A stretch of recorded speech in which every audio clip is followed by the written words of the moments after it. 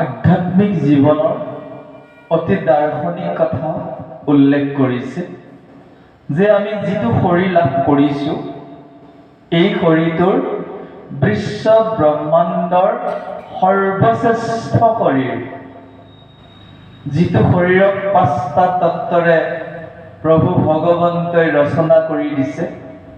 সেই শৰীৰটোক যদি ঈশ্বৰৰ চিন্তাৰ যিটো বুদ্ধি, আপোনাৰ যিটো বুদ্ধি ঈশ্বৰৰ চিন্তাৰ প্ৰতি যদি ধাৱিত হৈ গ'ল, আপুনি মানৱ জীৱন ধৰাৰ সাৰ্থকতা লাভ কৰিছে। ইয়াতে উল্লেখ কৰিছে, বুদ্ধি অধিকাৰী এই নৰ শৰীৰৰ জাত প্ৰৱেশিলা জ্ঞান গুচয় জীৱৰ।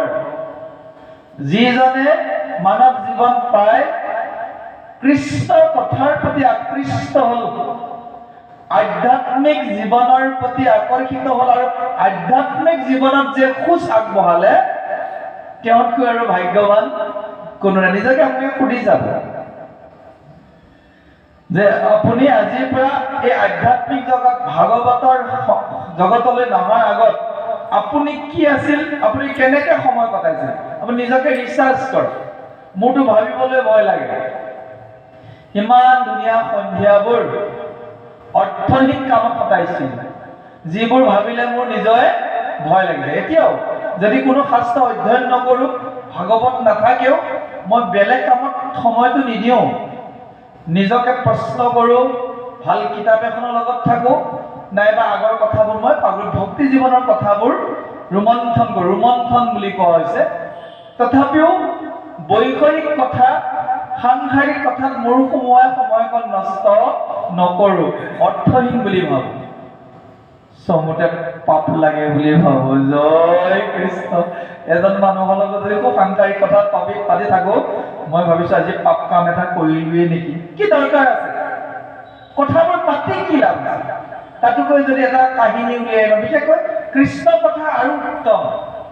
প্ৰত্যেকজন ব্যক্তিয়ে কৃষ্ণৰ সম্বন্ধে জানে। ক'ত জন্ম হৈছিল? কংসৰ কাৰাগাৰত বসুদেৱে লৈ গৈছিল। এইখিনি কথাকো যদি আপুনি অকণমান পাগুলিয়াই দুজনৰ লগত পাতে, এইটো কাৰণে আটাইতকৈ ভাল মহাপুৰুষ শ্ৰীমন্ত শংকৰদেৱে যি কীৰ্তন পুথিখন লিখি থৈ গৈছে, তাত আপোনালোকে প্ৰথম শিশুলীলা কীৰ্তনটো মুখস্থ কৰে। এটা মুখস্থ কৰিলে গোটেই জীৱন চলি যাব পাৰিব।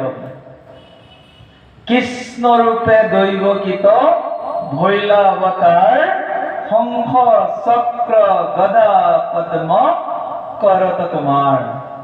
পীতবস্ত্ৰে শোভে শ্যাম কলেবৰ, কমল লোচন স্বৰূপ অৰুণধৰ। কিমান মাতৃয়ে পৃথিৱীত আজিলৈকে সন্তান জন্ম দিছে, হিচাপ নাই। কোনো বৈজ্ঞানিকে ক'ব পাৰিব, কোনো ৰেজিষ্টাৰে ক'ব পাৰিব নেকি আজিলৈকে ইমানগৰাকী মহিলাই ইমানজন সন্তান জন্ম দিলে? কম্পিউটাৰ ফেল হৈ যাব। কোনোবাইতো পঞ্জীয়নেই কৰা নাই। কিন্তু এই দৈৱকীয়ে কুলাত যিজন মহাপুৰুষ কৃষ্ণৰ আবিৰ্ভাৱ হ'ল চতুৰ্ভুজ ৰূপত, তেওঁ হালধীয়া বস্ত্ৰৰে সুশোভিত হৈ আছে। কি সুন্দৰ উঠ, নাক, চকু, ধেনুভেৰিয়া চেলাউৰি, ইমান ধুনীয়া বৰ্ণনা। এটা পদ মুখস্থ কৰি চাব। সেইটোৱে সদায় নতুন নতুন ৰূপত আপোনাক প্ৰভুজনে যে প্ৰশ্ন কৰে, দুজন ভকত লগ লাগিলে কি লাভ হয়? যদি দুয়োজন ভকতৰো যদি এইটো পদ মুখস্থ থাকে, তাকে ৰিচাৰ্চ কৰোঁতে গোটেই ৰাতিটো খুৱাই দিব পৰা যাব। জয় কৃষ্ণ। ইমানবোৰ বহু ভগৱন্তৰ মানে শব্দত পদত সোমাই আছে। তাকে কোৱা হৈছে, আপোনাৰ বুদ্ধিয়ে যিদিনাখনে কৃষ্ণৰ কথাৰ উৰ পাবলৈ আগবাঢ়ি যাব। মই প্ৰথম অৱস্থাত তেনেকুৱাই আছিল। কৃষ্ণনো কোন? কিয়নো তেওঁ ভগৱান হ'ল? ইমানবোৰ শক্তিনো কি? কিয় তেওঁ ইমান শক্তিৰ অধিকাৰী? গোটেই ব্ৰহ্মাণ্ডখন তেওঁ কেনেকৈ চলাইছে? এই প্ৰশ্নকেইটাৰ পিছে পিছে মই ঘূৰিছিলোঁ। ঘূৰি ঘূৰি যেতিয়া মই শাস্ত্ৰবোৰ অধ্যয়ন কৰি গম পালোঁ, বাপৰে বাপ, প্ৰভু ভগৱন্তৰ যিটো অনন্ত শক্তি, তেওঁ কি খায় মই সেই পৰ্যন্ত গৱেষণা কৰিছোঁ। এতিয়া মই আপোনাক উল্লেখ কৰা নাই, প্ৰভু ভগৱন্তেও কিবা নোখোৱাকৈ জীয়াই থাকে নেকি? তেওঁতো কিবা এটা খাদ্য আছে। সেই গোটেই কথাবোৰ ভাগৱতত দিয়া আছে। সেইকাৰণে ভাগৱত এনেকৈ এখন সমুদ্ৰ, সাঁতোৰ মেলক। আপুনি ভাগৱত এখন কিনি আনক, পদ ভাগৱততকৈ কথা ভাগৱত বহুত ভাল। আপুনি তাৰ মাজত সোমাই যাওক, সাঁতোৰক, জীৱন সুন্দৰো সুন্দৰ। তাকেই কৈছে পৰমাত্মাই জীৱাত্মাক, হে জীৱাত্মা, তোমাৰ এই শৰীৰত তুমি বুদ্ধিৰ অধিকাৰী হৈ গলা, আৰু এই বুদ্ধিয়ে যদি কেনেবাকৈ তোমাক মায়াটোৰ প্ৰতি আকৰ্ষিত হলা, তুমি সেই মায়া সাগৰৰ পৰা উঠিব নোৱাৰিবা। হে বৈদৰ্ভী, তুমিও মায়াৰ সাগৰতে পৰি আছা। কোন তোমাৰ এজন স্বামী মলয়া দাস, কিয় তোমাক এৰি গুচি গ'ল? একেলগেতো স্বামীৰ লগত ৰাজসিংহাসন ত্যাগ কৰি গুচি গৈছিল। যদি তোমাৰ আপোনজনে হয়, কিয় গুচি গ'ল? তাৰমানে আমাৰ আপোন ভগৱান কৃষ্ণৰ বাহিৰে কোনো হ'ব নোৱাৰে। তাকে কৈছে, সেই শৰীৰত আহি মায়া লাগ পাই, ভূত যাবে অনেক ভোগ তোমাক ঠাই। মায়াৰ কবলত পৰি ভগৱানৰ কথা বিস্মৃতি হৈ আমি কেৱল ভোগৰ সংসাৰত থাকো। কিন্তু শৰীৰটোৱে কিমান দিন ভোগ কৰিব? এই ভোগ কৰা যন্ত্ৰটো নষ্ট হৈ যাব এদিন। ধৰি লৈছো কোনোবাই মাংস খাই খুব ভাল পায়, কি দাঁতকেইটা চিৰদিন থাকিব নেকি বাৰু?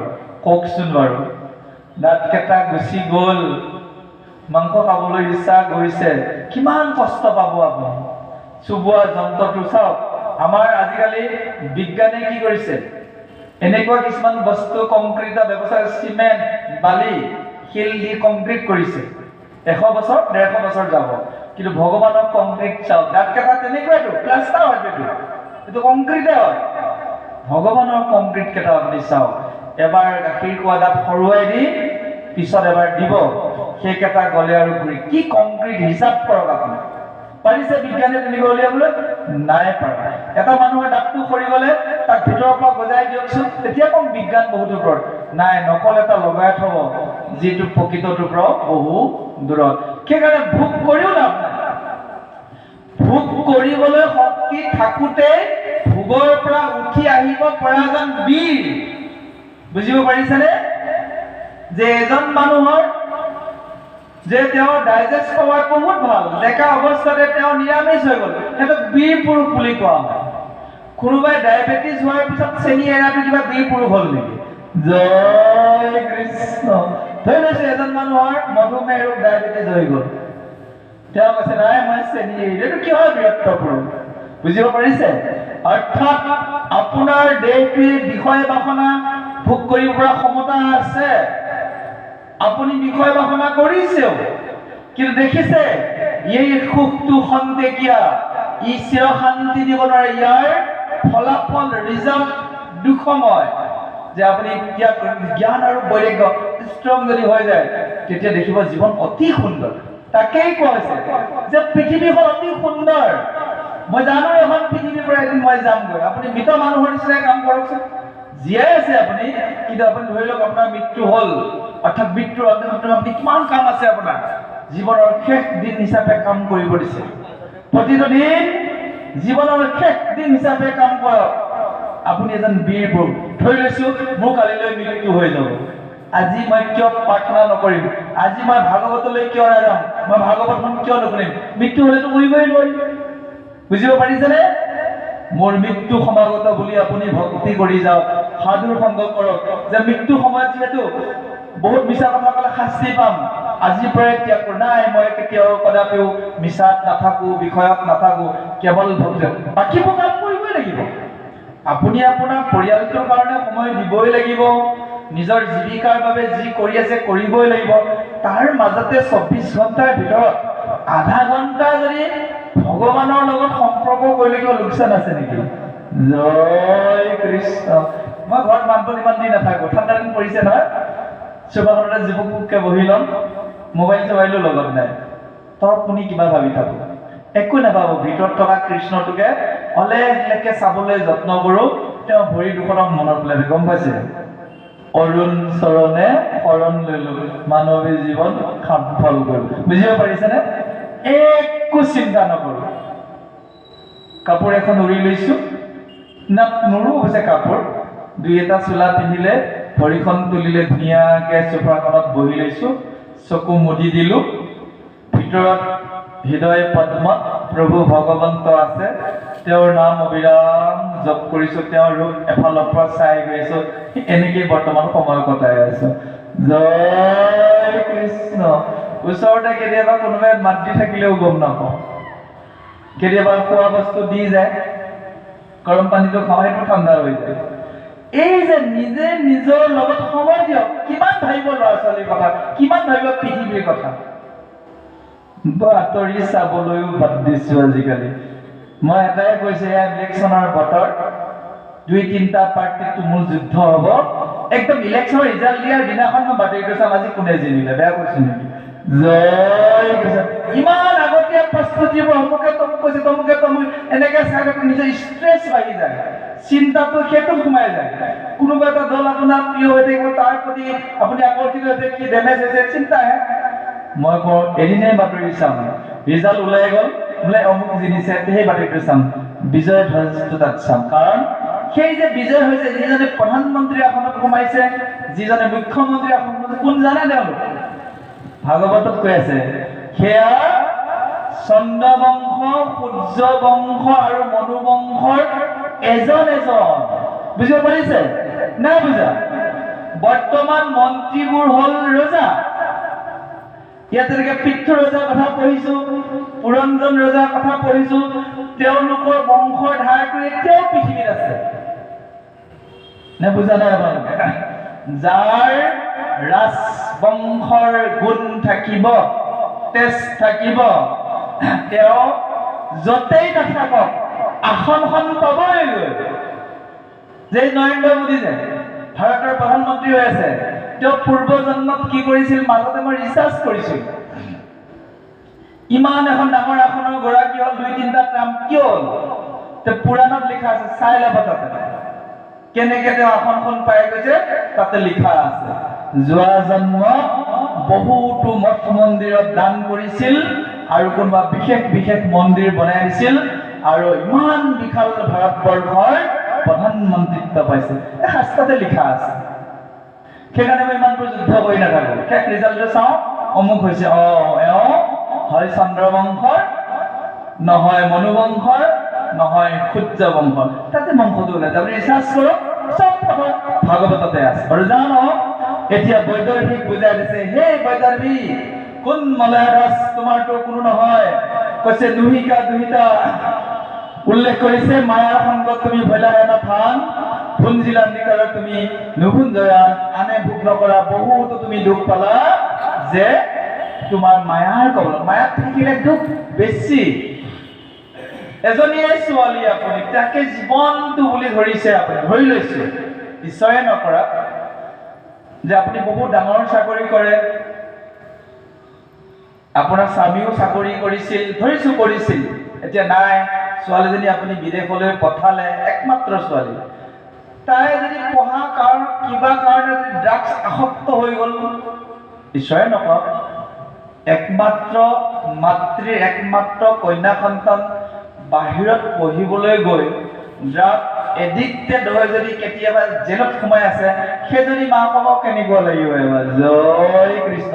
মই বহাই কোৱা নাই, প্ৰসংগটো কৈছো যে গোটেই মায়াৰ খেলা, সেই ছোৱালীজনী কষ্ট দিব আপোনাক, মায়াটো ৰাখিব ভগৱানক অৰ্পণ কৰি, প্ৰভু তোমাৰে অৱদান, তোমাকে অৰ্পণ কৰিছো, তুমি চাও, ভগৱানক গতাই দিলে আৰু চিন্তা নাথাকে। এতিয়া আজি বুজাই আছে বৈদৰ্ভী, মলয় দাস তোমাৰ স্বামী আছিল, তুমি খুব মায়াত পৰি আছিলা, তেওঁৰ মৃত্যুত দুখ কৰিছা, আচলতে মলয় দাস তোমাৰ কোন হয়? ধুনীয়াকে পদত লিখিছে, নুহিকা দুহিকা তুমি বৈদৰ্ভ ৰাজাৰ, নহয় মলয় ৰায় স্বামীও তোমাৰ, তুমি বৈদৰ্ভ ৰজাৰ জীয়ৰীও নাছিলা, মলয়া ধ্বজো তোমাৰ স্বামী নাছিল, তাৰ আগতে তুমি পুৰন্দৰহে আছিল, তাৰো আগত তুমি কোন আছিলা? কথাটো বুজি পাইছে? সেইকাৰণে কৈছে, এতিয়া আমি দুইজন প্ৰভুৱে লগালগি হলে, ইয়ালৈ তেখেতে নিমন্ত্ৰণ কৰিলে, আহিলো, কোনোবা জন্মত চাগে আত্মাটো এই মহাভক্তিৰ কাৰণে যোগাযোগ। যদি আমি যোৱা জন্মৰ কথা চাওঁ, তেওঁ বা আছিল ক'ত, মই বা আছিলো ক'ত, যোৱা জন্মৰ কথা বাদ দিয়ক, আজিৰ পৰা 10 বছৰ আগত তেওঁৰ নামটোকে মই শুনা নাই, না তেওঁ মোৰ নামটো শুনিছে। কথা এটা কৈছো, কোন কেনেকৈ আহি লগ লাগিব, যদি ভক্তিৰ যাত্ৰাত লগ হোৱা যায়, সেইখিনি আমাৰ জীৱনৰ আচল সম্পদ। তাকে এতিয়া ভক্তিৰ যাত্ৰাতনো কোন কোন লগৰীয়া হ'ব পাৰে, বৈদৰ্ভী ৰাণীৰ তাৰ বিষয়ে কৈ আগবাঢ়িছে সামৰণিৰ দিশত। আহক আমি শ্ৰৱণ কৰোঁ। জয় কৃষ্ণ।